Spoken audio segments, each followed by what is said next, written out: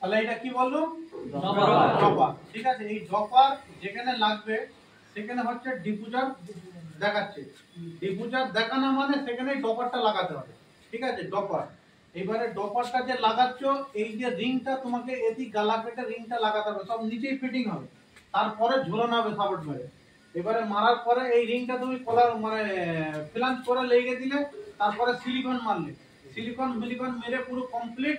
তারপরে এইটা কিন্তু ইনসুলেশন হবে, বাইরে ইনসুলেশন হবে প্লাস ভিতরেও ইনসুলেশন হবে। ঠিক আছে, এর ভিতরে ইনসুলেশন হওয়া মানে কি হবে? অ্যাকোস্টিক। অ্যাকোস্টিক তো, তাহলে অ্যাকোস্টিক হচ্ছে ভিতরে, কেন এখান থেকে যখন কুলিং হাওয়া আসবে এদিক থেকেও পানি টপতে পারে, পানি চুইতে পারে। ঠিক আছে, ওই কারণে ভিতরে ইনসুলেশন হবে। এখানে রিং লাগালাম, ডপার লাগালাম, ডপার লাগাবার পরে এটা ঝুলানো হয়ে গেল। এবার এখান থেকে হাওয়াকে এখানে ড্রপ করা হবে। কি করা হবে? তখন মেন ডাকটিনে এই যে রিংটা লাগানো আছে এখানে কিন্তু রিং হবে না, এখানে হবে রাউন্ড ভিসিডি। দু রকম ভিসিডি তো, তাহলে এখানে একরকম ভিসিডি আসতেছে, এই হলো রাউন্ড ভিসিডি। এই রাউন্ড ভিসিডি সেম এইরকম তোমাকে গালা কাটতে হবে। আর ভিসিডি মুখ এরকম প্লেন থাকবে, প্লেন এরকম প্লেন থাকবে, তোমাকে এরকম কেটে প্ল্যান তৈরি করে নিতে হবে ভেতরে বাইরে প্ল্যান তৈরি করে নিয়ে তোমাকে ভিসিডিটা এখানে লাগাতে হবে। লেগে ধরো ভিসিডি হিলতেছে বা এ ভারী হচ্ছে, তখন তোমাকে কি স্ক্রু মেরে দিতে হবে। স্ক্রু মেরে ভালো করে সিলিকন মেরে দিতে হবে। সিলিকন মারা হয়ে গেলে এই যে বিচখানের গ্যাপটা পড়তেছে, এই যে গ্যাপ, এই গ্যাপ ফ্লেক্সিবলের পুরো কার্টুন আসবে, কার্টুন।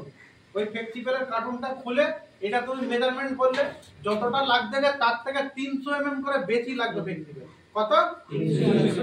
300 mm করে বেশি লাগবে।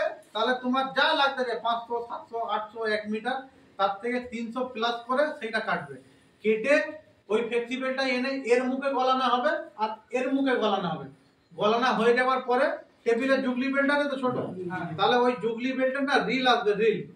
রিল অনেক বড়, 30, 40, 50 মিটার করে রিল আসবে। কোম্পানিতে অনেক দরকার, ওই কারণে রিল আনবে, পুরো রিল। আর ছোট ছোট ওই যে স্ক্রু লক, ওই লকগুলোর সাথেই আসবে। স্টোরে যে তুমি বলবে যে জুগলি বেল্ট দাও, জুগলি বেল্ট দেবে, লক দেবে, সব দেবে।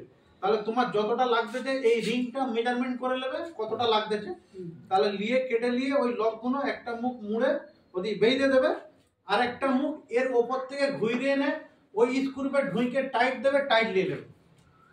জুগলি বেল্ট ওনলি ফ্লেক্সিবল লাগাবার থাকে। ঠিক আছে, জুগলি বেল্ট অনেক আসবে, অনেক ফ্লেক্সিবল লাগানো হবে, যেখানে যেখানে লাগানো হবে।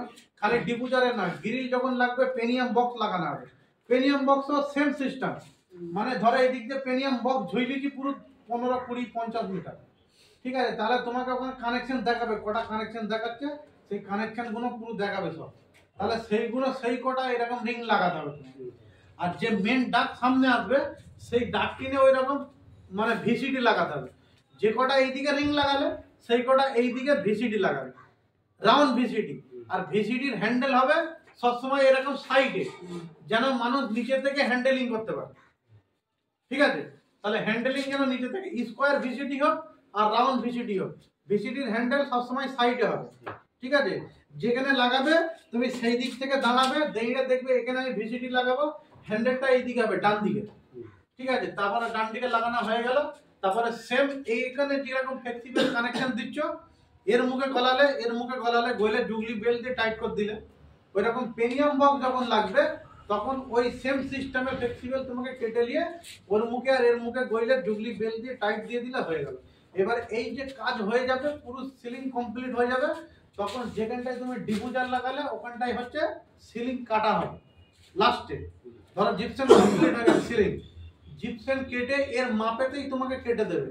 আর সিলিং এর নিচে থেকে ডিফুজার এনে এর মধ্যে গইলে দিয়ে এর সাথেই স্ক্রু হবে দুদিকে, এর সাথেই দুদিকে স্ক্রু হয়ে গেল লেগে গেল। যখন মেশিন চালু হবে হাওয়া এর ভিতর থেকে আসবে, এর ভিতর থেকে নিচে আসতে থাকবে। পেনিয়াম বক্স ওই সেম সিস্টেম, যখন জিপসাম হয়ে যাবে পেনিয়ামের যে নিচে মুখ আছে ওই মুখের সুদা মানে মাপেতে পুরো কাটা হবে, কেটে ওই রকম বড় বড় গ্রিল লেগে যাবে। ওই রকম হাওয়া ওর ভেতর থেকে আসবে, পেনিয়াম বক্সের ভিতরে নিচে আসতে থাকবে।